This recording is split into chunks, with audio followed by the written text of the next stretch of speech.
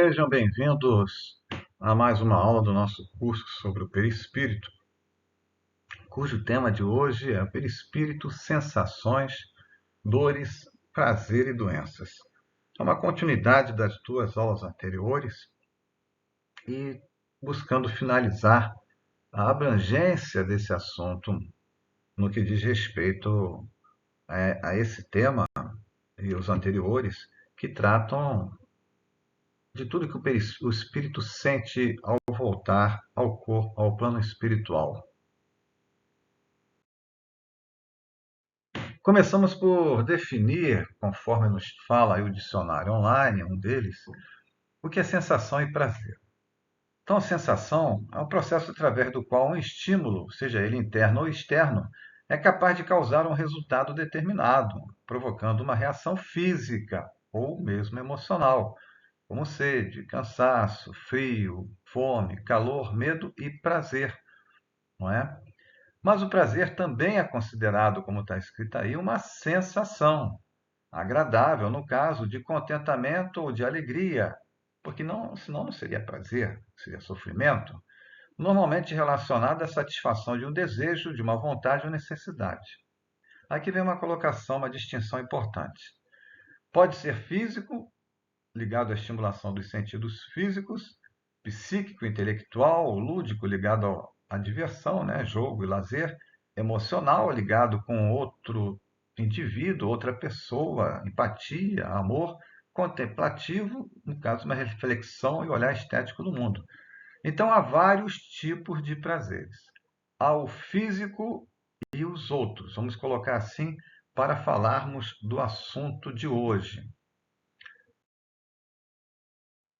Então, aqui começamos com as sensações de calor, frio e dor. Não é prazer, são as sensações.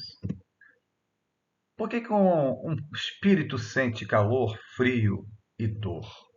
Lá no ensaio teórico das sensações dos espíritos, Kardec nos explica o seguinte: a lembrança que o espírito conserva da dor pode ser muito penosa, mas não pode ser física.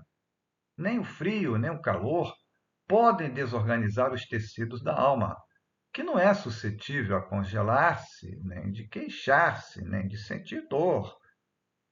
O perispírito é o princípio da vida orgânica, não da vida intelectual que reside no espírito. É, além disso, agente das sensações exteriores. No corpo, os órgãos servindo-lhe de conduto, né, de canal, localizam essas sensações. Destruído o corpo, elas se tornam gerais.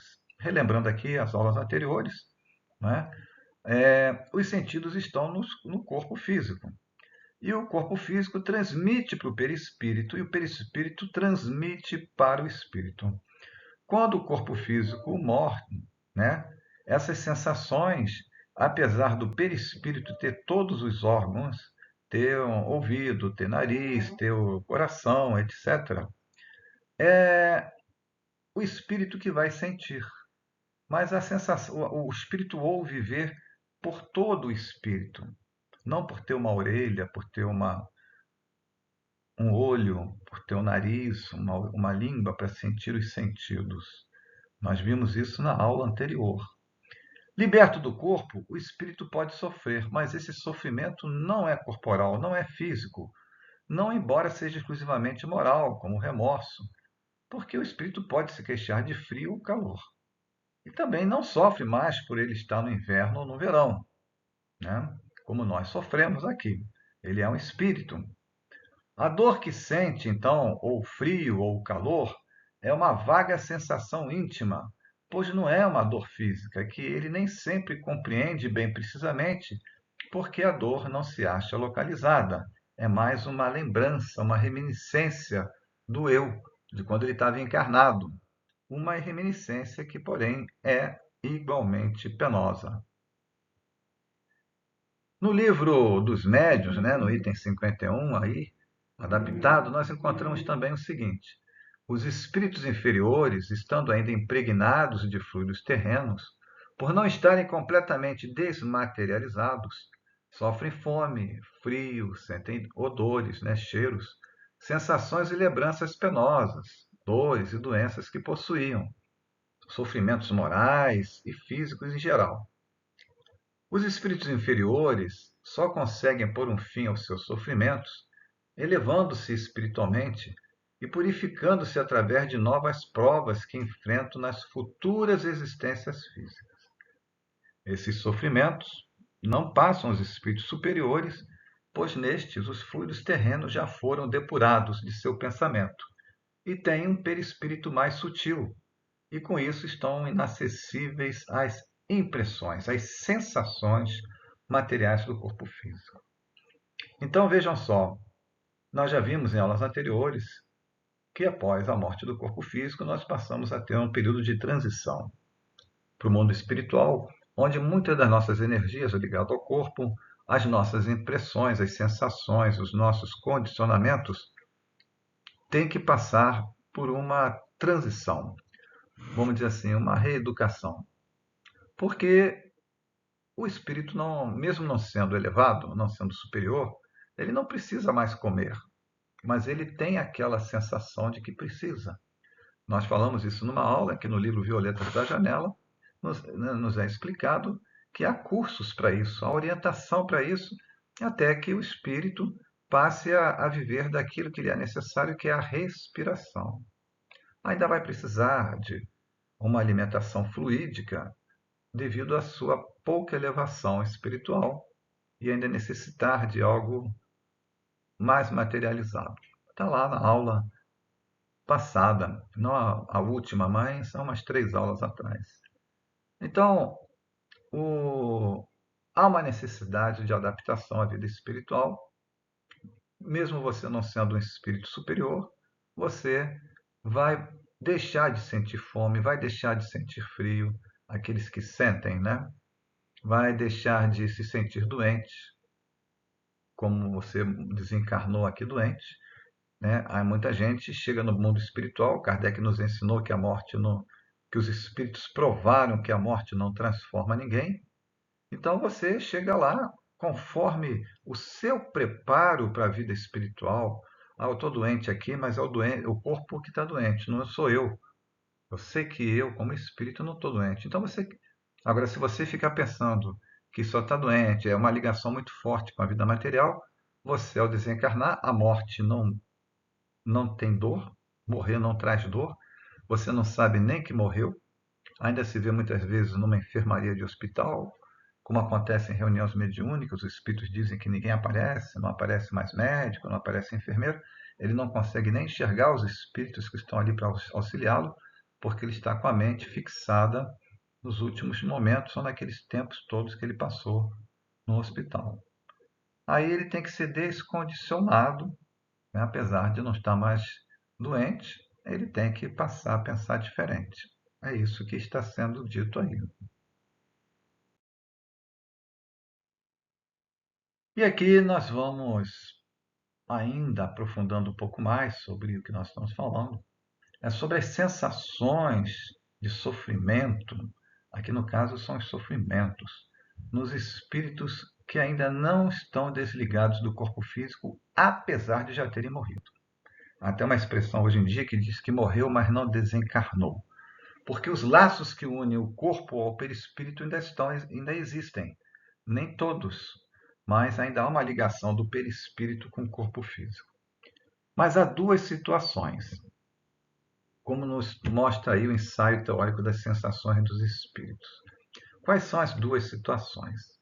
A primeira, como está escrito aí, quando o perispírito continua ligado ao corpo físico, por dele desprender-se muito lentamente, devido ao tipo de morte brusca ou antecipada. E então o corpo continua transmitindo ao espírito as sensações de que ainda estava passando o corpo material. Como assim? Nos relata Kardec. Disse-nos certa vez um suicida: não estou morto. Sinto os vermes a me roerem. Kardec nos fala: os vermes não lhe roíam o perispírito, mas o corpo. Como não era completa a separação do corpo e do perispírito, havia repercussão, pois o perispírito é o agente da transmissão. No espírito está a consciência. Uma situação terrível, né? O corpo está lá enterrado, mas o espírito continua a sentir o verme corroendo. porque o suicídio antecipa a morte natural e, com isso, os laços que unem o perispírito ao corpo físico não se rompem de uma hora para outra. Leva-se um tempo. E o espírito continua a sentir, como está relatado aí, as sensações. Então, aí não houve o desligamento completo. A segunda situação é o contrário. Já houve o desligamento completo e o espírito continua a sentir aquelas sensações. Eu continuo a sentir a dor aqui, eu estava com câncer, eu estava com tal doença, mas ele já desencarnou. Nada liga o perispírito ao corpo físico. Então, como explicar a sofrimento? Condicionamento psicológico. Ele não se preparou para a vida após a morte, como eu relatei antes. Ele ainda crê muito na materialidade, ele se crê doente, né? Então, o psiquismo gerou um condicionamento mental para ele. E ele se crê doente. Então, há uma necessidade de uma transição e ele ser reeducado a pensar que não, já passou isso. Isso daí é rápido. Essa reeducação é rápida, tá? Para quando não há um problema psicológico mais profundo. Então, são as duas situações. Primeira, o espírito não se desligou do corpo físico. E na segunda, se desligou, mas as sensações permanecem. Agora não será mais falar das sensações, mas do prazer, que é diferente. Apesar do prazer ser uma sensação, como nós falamos no início. Vamos abordar bem isso aqui. O espírito vampiro segue-lhe os passos, alimentando-se das emanações, sejam do fumo, da bebida ou até mesmo do próprio fluido vital. Há vampiros que drenam apenas emanações de fumo, bebida, etc. Mas há aqueles que têm a capacidade de vampirizar a um tal ponto que o obsediado vê-se minguarem-lhe as forças, emagrecendo, adoecendo e não raro, se não é efetuado um trabalho de desobsessão, o indivíduo pode acabar até por morrer. O nome vampiro, vem a explicação, foi dado apenas pelo fato de o espírito sugar as forças do outro, e não pela forma de seu perispírito que não apresenta semelhança com a figura conhecida do vampiro terrestre. Isso aí é retirado do livro Diálogo com as Sombras. Então, vejam só, vamos trocar em melhores explicações. Quando você é um viciado ou está diante de um desregramento da sua parte em relação às coisas da vida que lhe trazem prazer, a bebida, o fumo, drogas, sexo, alimentação, né, glutonaria e outras coisas mais, você cria uma ligação com espíritos que morreram, vamos dizer assim, desencarnaram. E volto a repetir, os espíritos disseram a Kardec que a morte não transforma ninguém. Então, quem era um viciado, quem era um desregrado, ele chega no mundo espiritual e essas sensações são aumentadas, porque não tem mais a barreira do cérebro físico para dar um limite, um policiamento. Não. Então, elas são potencializadas. Então, aquela vontade de beber, de fumar, de drogar-se, ela é ampliada e muito, muito. Vai desequilibrando muito o espírito em seu psiquismo. Então, ele sente a necessidade de aproximar-se de outras pessoas que agiam como ele. E essas pessoas, no caso de uma bebida, a pessoa que há diferentes graus de vício, né? Há aquele viciado que tem que ser internado, mas outros tantos níveis. Tem pessoas que, não sou viciado, eu tomo uns 3, 4 copos por dia e tal, mas ele tem uma dependência, mínima que seja. E esse já é o cartão de visita, é uma tomada, é um plug para ligar-se com outros espíritos, que ele oferece para outros espíritos ligarem-se a ele. Quando ele ingere o álcool, quando ele ingere a droga, quando ele fuma, o corpo transforma tudo isso internamente e volatiza, isso se transforma numa espécie de gaseificação, de fluidificação. E é daí, então, que esse espírito que também foi dependente do mesmo prazer suga essas emanações. Ele suga essas emanações, mas ele não suga só do ar. Ele se junta, ele se gruda no perispírito do encarnado. E é uma questão de tempo que as energias do encarnado também vão ser afetadas. Os órgãos físicos do encarnado, em contato com aquele perispírito de um espírito doente, vão ficar doentes também. Por isso que ele diz aqui que há um outro tipo de vampirismo, né, que suga a energia vital, a energia da nossa vida, o ectoplasma, o duplo etérico. E aí a pessoa realmente pode até morrer se não for tratada a tempo. Ah, mas aí a espiritualidade não ajuda? A espiritualidade está tentando te ajudar desde o início dessa confusão. Nós temos o livre-arbítrio e queremos dar ouvido a quem nós quisermos. Então, como ele chama a atenção aí, vampiro é uma denominação, tá? Não existe o vampiro como a gente vê no cinema, mas o espírito pode, pela sua plasticidade de perispírito, para amedrontar os outros, se fazer com uma forma daquela do cinema.